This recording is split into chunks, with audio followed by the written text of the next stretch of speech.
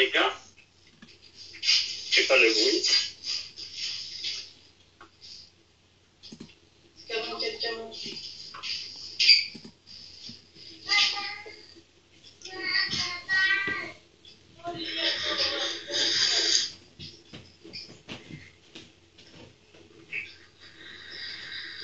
Ça y est, c'est bon. Bon, donc tout d'abord, merci d'avoir accepté notre invitation. Oui. C'est très, très aimable de votre part. Donc, durant cette interview, Eric, nous allons parler de votre carrière, du PSG, de l'actualité footballistique. D'accord. Donc, Eric, vous êtes un ancien joueur professionnel, vous êtes passé au FC Nantes, à l'Olympique Lyonnais, à Lens et pour finir à Dijon. Maintenant, Exactement. Maintenant, vous êtes consultant donc, et commentateur sur les chaînes du groupe Canal+, c'est bien ça? Oui, tout à fait. Et fraîchement diplômé du diplôme de manager général du club sportif professionnel. Exactement. Donc pour commencer, je voulais savoir un petit peu ce que vous pensiez de la situation actuelle du PSG. Parce que je pense beaucoup de bien. C'est une équipe qui joue extrêmement bien. Le club s'est bien structuré depuis quelques années. Alors évidemment, il y a, avec l'arrivée des Qataris, il y a beaucoup d'argent, mais encore faut-il bien l'utiliser. Je trouve que jusqu'à présent, c'est tout à fait cohérent. Et j'ai plaisir à voir évoluer le Paris Saint-Germain. D'accord. Et donc, par rapport donc, au management actuel, je voulais savoir votre analyse sur le football moderne, au niveau management, tactique, qu'est-ce que vous en pensez? Mais sur le championnat de France, par exemple, il y a beaucoup de différenciation tactique entre les équipes à l'heure actuelle. Le management, quand on parle de management, c'est la gestion des hommes. Et pour être très pointu dans une analyse, il faudrait vivre à l'intérieur de chaque groupe. Ce qui est le plus difficile à l'heure actuelle, c'est de gérer les égos. Ça, c'est le plus délicat. Je trouve qu'à Paris, c'est plutôt bien géré, puisque on sent qu'il y a une équipe. Et quand on voit jouer le Paris Saint-Germain, et non pas des joueurs qui jouent leur partition, ce qui était le cas il y a 2-3 ans. D'accord. Donc, moi, je voulais vous reparler aussi donc, au niveau de l'animation du milieu de terrain du Paris Saint-Germain. Est-ce que vous prenez du plaisir à voir donc, Verratti, Thiago Motta et Matuidi jouer et presser toujours dans le bon sens? Oui, je prends beaucoup de plaisir à les voir évoluer, parce que ce sont 3 très bons joueurs, mais surtout ils se valorisent les uns les autres. C'est ce qui est primordial en football, c'est là qu'on peut gagner beaucoup par rapport aux adversaires quand on se comprend dans le jeu. Quand on est à 2, 3, 4 joueurs à se comprendre sur une même action, ça donne un avantage très important. Il ne faut pas se leurrer, quand Busquets, Xavi et Iniesta sont en grande forme à Barcelone, ces 3-là au milieu confisquent le ballon, ils font jouer les partenaires, et c'est ce qu'arrive à faire le milieu du Paris Saint-Germain à l'heure actuelle.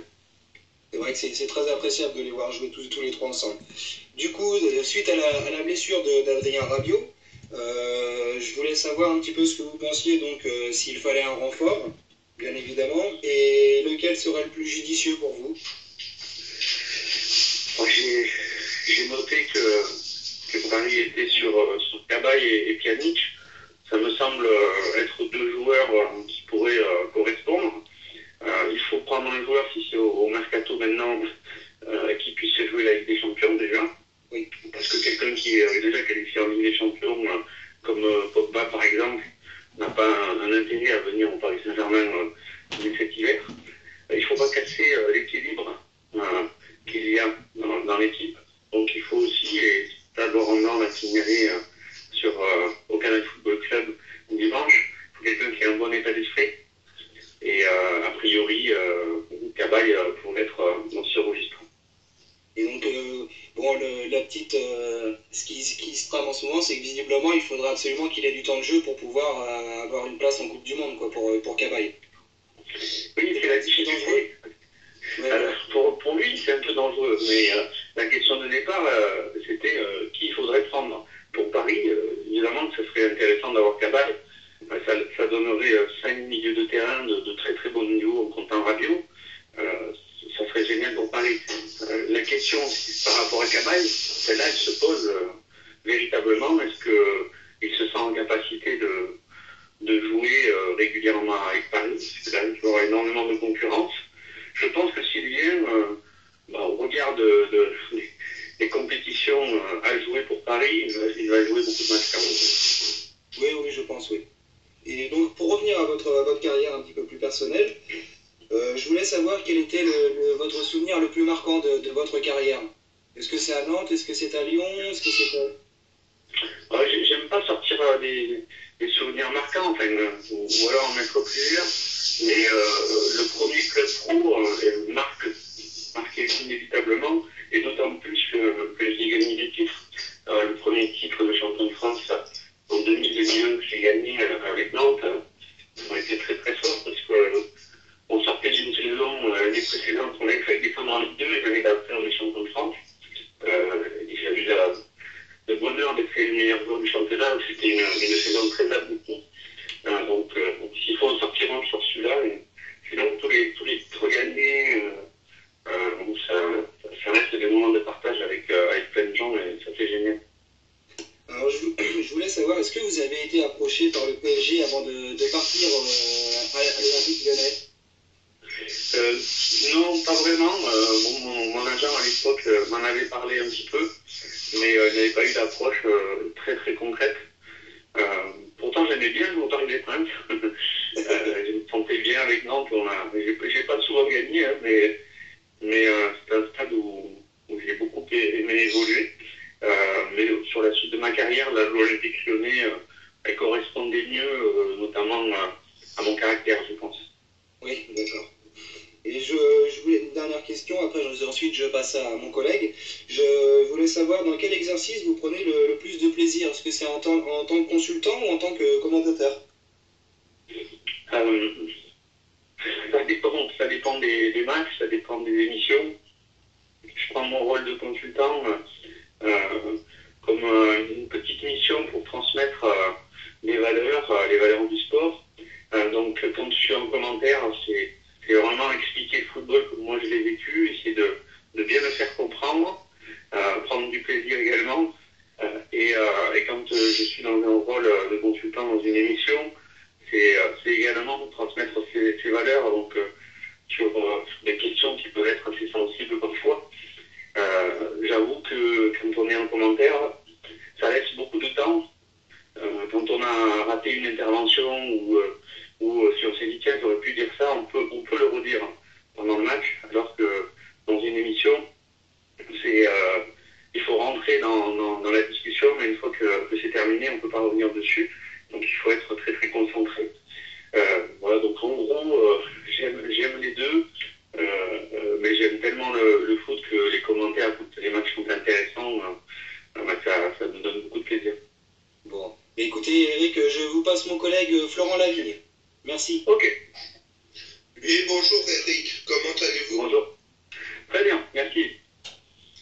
Je voulais revenir à une actualité parue hier dans le journal France Football.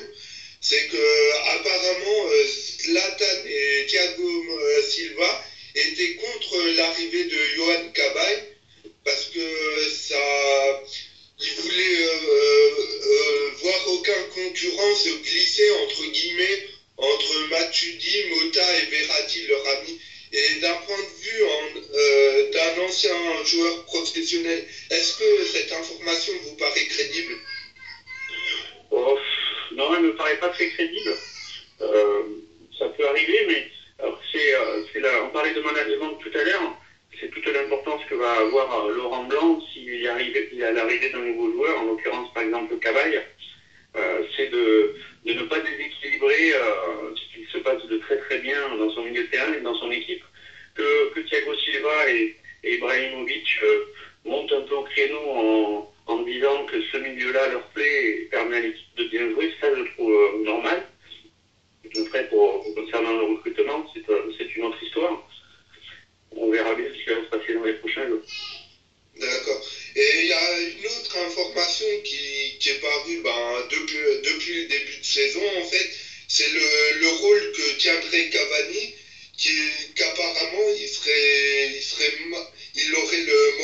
les chaussettes vu qu'il joue pas à son véritable poste. Donc je sais pas vous, mais moi je me demande qu'est-ce que ça sera si le moral est au beau fixe, quoi. Parce qu'on voit qu'il cartonne, donc pour ma part, je pense pas que ça soit crédible, mais bon, qu'en pensez-vous? Oui, il y a beaucoup de rumeurs dans le milieu du football et encore plus autour des grands clubs comme Paris. Dans tous les cas, en termes de comportement, Cavani est irréprochable. Il défend énormément, il est toujours en mouvement et puis il marque des buts. Donc même si par moment lui doit être un peu frustré de ne pas jouer dans une position axiale, mais je pense qu'il est aussi assez lucide pour voir que Ibrahimovic c'est assez exceptionnel. Et je trouve que ces deux-là d'ailleurs s'entendent de mieux en mieux sur le terrain, se recherchent assez souvent, comme on a pu voir le but de Cavani face à Nantes ce week-end. Donc je pense que pour Paris, il n'y a pas trop d'inquiétude à avoir du côté de Cavani.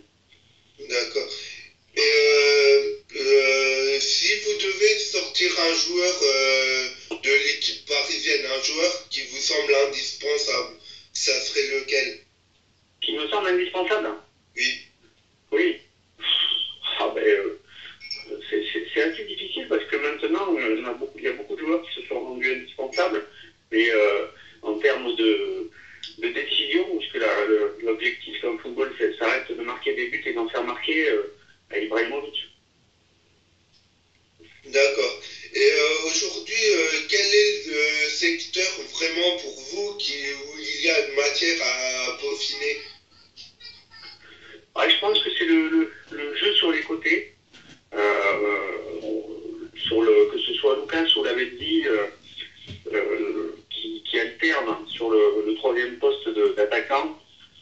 C'est à ce poste-là où je pense que Paris est un peu moins fort. Je précise bien un peu moins fort. Ça veut dire qu'ils ne sont pas plus faibles. Ça reste des très très bons niveaux. Et je pense que c'est certainement à ce poste-là peut-être qu'il y aura des choses à améliorer. D'accord. J'aimerais revenir sur un moment qui paraît douloureux de votre carrière. C'était en 2008.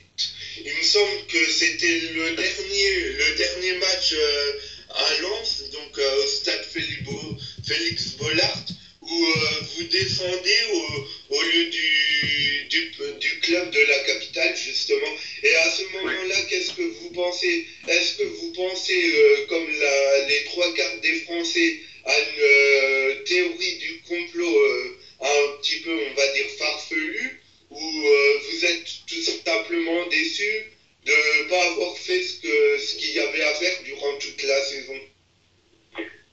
Théorie du complot, non, je ne crois pas à ça du tout. Cette saison-là, d'ailleurs, on joue Paris en finale de Coupe de la Ligue, que l'on perd sur un pénalty en toute fin de match. Et avant cette finale, je m'étais dit, si on gagne la finale, on se sauvera et c'est Paris qui descendra. Et malheureusement, ça a été l'inverse. Nous, du côté de Lens, il y a eu énormément de problèmes pendant cette saison. On avait un effectif qui nous semblait être de qualité, puisqu'on avait raté la troisième place la saison précédente. Mais il y a eu aussi beaucoup de querelles internes, l'arrivée de Giroud en début de saison. Ensuite, il y a eu Jean-Pierre Papin, Daniel Leclerc. Le vestiaire n'a pas su prendre le dessus et malheureusement on est descendu, donc c'était essentiellement notre faute et pas du tout celle de Paris. D'accord. Et justement, vous nous parliez de l'arrivée de Giroud, donc je pense que je ne sais plus trop combien de temps il l'a fait, mais il me semble que c'est assez court. Est-ce que vous avez eu l'occasion d'en reparler, vu qu'il est consultant du groupe Canal? Oh, très peu. Très très peu. Giroud est resté 2 mois à Lens. Donc, et puis quand on se croise à Canal+, c'est très, très rapide puisqu'on vient pour des émissions. Mais on en a très très peu parlé. D'accord. Et d'après vous, qu'est-ce qui n'a pas marché justement? Oh, beaucoup de choses. Beaucoup de choses.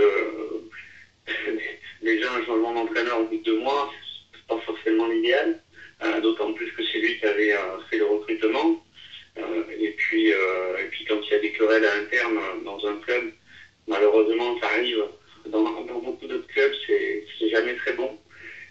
Donc ça avait cassé l'équilibre de l'équipe de faire beaucoup de changements en intersaison. On a perdu à cette époque-là aussi Seydou Keita qui était parti en Espagne, qui était le joueur qui apportait l'équilibre dans l'équipe. Donc il y a beaucoup de facteurs et puis bien sûr les joueurs qui n'ont pas été au niveau qu'on aurait dû être. D'accord. D'un point de vue personnel, j'ai lu une interview de vous qui date de quelques mois, voire quelques années, où vous dites que vous ne verrez pas dans un rôle d'entraîneur, parce qu'à l'image du Gary, vous n'avez pas en quelque sorte les clés de la nouvelle génération et surtout vous privilégiez l'aspect familial. Et là, on apprend que vous êtes diplômé d'un rôle de manager. Donc, est-ce que vous changez carrément votre fusil d'épaule ou est-ce que c'est une manière de dire de toute façon, faut jamais dire jamais, j'ai bien le temps de voir ce qui arrivera. Oui, alors déjà, c'est un peu ça sur la fin. J'ai évoqué, quand on me pose la question si j'ai envie de devenir entraîneur, le fait que l'équilibre familial est très important pour moi et qu'à l'heure actuelle, donc c'était le cas il y a quelques années, je pense que ça doit dater de la fin de ma carrière, il y a un peu plus de 3 ans maintenant. J'ai expliqué que quand on est investi en tant qu'entraîneur, ça laisse peu de temps pour le reste. Donc pour le moment, je reste sur cet état d'esprit. Je n'ai pas envie de rentrer dans un club, ni en tant qu'entraîneur, ni en tant que manager d'un club. Par rapport à cet équilibre, c'est une question de choix. Ça ne veut pas dire que je n'aimerais pas, parce que je pense que ce sont deux métiers qui sont très très intéressants et qui permettent de vivre pas mal d'émotions. Mais je m'éclate de plus en plus dans le métier de consultant. Ça me plaît, ça a l'air de plaire aussi à Canal+, qui me permet de commenter des matchs de très haut niveau. Donc cet équilibre pour le moment me satisfait. Et puis pour revenir au diplôme, on a le droit de passer des diplômes et de ne pas exercer dans la profession qui était prévue. Mais ces diplômes-là et ces contenus m'ont permis de mieux analyser aussi dans mon métier de consultant. D'accord. Tout à l'heure, vous nous disiez que vous adoriez jouer au parc. Et maintenant, quand vous commentez un match au Parc des Princes, est-ce que vous le trouvez changé par l'ambiance ou est-ce que au contraire, vous trouvez que c'est mieux de par leur public familial, que tout le monde peut y aller et que les gens craignent plus rien, quoi? Alors c'est mieux que les gens puissent venir en toute sécurité. Je me rappelle, c'était pas au Parc des Princes, mais c'était pour la finale de la Coupe de la Ligue, où ça avait été très très tendu, avec un climat que je n'apprécie pas trop. Le football, ça reste une fête, un spectacle, et même si on vient pour supporter son équipe, on n'est pas obligé de siffler l'adversaire, on n'est pas obligé d'insulter les supporters adverses. Le climat actuel au Paris Saint-Germain me plaît beaucoup. Il faut dire aussi qu'ils ont mis les moyens pour qu'il y ait un spectacle sur le terrain. Ça facilite beaucoup les choses. Et tant mieux. Après, quand je parlais du plaisir que j'ai pris à jouer, c'est aussi un plaisir complètement un peu égoïste. Quand on est sur un terrain, il y a l'ambiance autour, mais on a une sensation de joueur, une sensation qui des fois n'est pas forcément explicable. Mais qui était super agréable en termes de qualité de jeu. D'accord. Et est-ce qu'aujourd'hui, vous pensez que le club de la capitale est beaucoup handicapé par le départ du directeur sportif Leonardo? Non, je ne pense pas. Je ne pense pas parce que la question se pose quant au recrutement. Mais on ne peut pas y aller par 4 chemins. C'est beaucoup plus facile de recruter des joueurs quand on a de l'argent. Et c'est le cas du Paris Saint-Germain, quand on en a même beaucoup plus que les autres. Alors que si on met Leonardo à Sochaux, par exemple, qui est en difficulté à l'heure actuelle, je ne pense pas qu'il fera venir Ibrahimovic, par exemple. C'est sûr. Maintenant, donc, dans l'organisation du club, il faudrait que je livre en interne pour voir s'il y a un déficit sur un poste. Mais bon, jusqu'à preuve du contraire, l'équipe tourne. Laurent Blanc a l'air très très bien. Il y a Olivier Létang et Jean-Claude Blanc, donc ça me semble assez cohérent. D'accord. Justement, en parlant du recrutement, quel est selon vous le plus gros couac, s'il y en a un, de Leonardo? J'ai pas trop envie de parler de quoi que bon, il y a Pastore qui a été acheté très cher, mais à mon avis, il a été aussi acheté très cher volontairement dans le sens d'envoyer un message à tous les autres clubs et tous les joueurs. Donc voilà, on est sur le marché maintenant, on a de l'argent, on achète un jeune joueur, je pense que voilà, c'était pas sa valeur à l'époque, mais ça a envoyé un message. Et puis derrière, ça a suivi, puisqu'il y a beaucoup de joueurs qui sont venus. D'accord. Et justement, depuis l'année dernière, on ne cesse de louer le jeu prôné par Laurent Blanc, de cette façon qu'il y ait de plus en plus de possession de balles, un jeu porté vers l'avant, et on voit que malgré tout, il délaisse un peu le secteur défensif, les tâches défensives. Et est-ce que justement c'est par rapport au jeu prôné, ou est-ce que tout simplement les équipes se disent plus, ont plus la clé par rapport à la saison passée pour éventuellement faire chuter le Paris Saint-Germain? Alors, j'ai pas tout compris là, mais tu me dis qu'en fait Paris délaisse un peu l'aspect défensif, c'est ça? Oui, voilà. Non, je trouve pas, bien au contraire. Je dirais que c'est même plutôt l'inverse, c'est-à-dire que quand Paris a beaucoup le ballon à l'image de Barcelone, fatigue l'adversaire, et quand l'adversaire est fatigué, il a du mal à utiliser ce ballon, et là Paris a été très fort à l'image des matchs face à Nantes dimanche pour venir tout de suite harceler. Défendre, c'est pas forcément être dans ses 30 mètres, et puis gagner les duels, ça peut être défendre comme le font d'ailleurs formidablement bien Thiago Motta, Verratti et Matuidi. Non, je trouve qu'à l'heure actuelle, c'est plutôt l'inverse. Les Parisiens ont remis l'accent dans ce domaine-là. Peut-être qu'en début d'année, ils ont eu un petit peu de déficit là-dessus, mais il faut savoir aussi que les sportifs de haut niveau ne peuvent pas toujours être à leur meilleur niveau.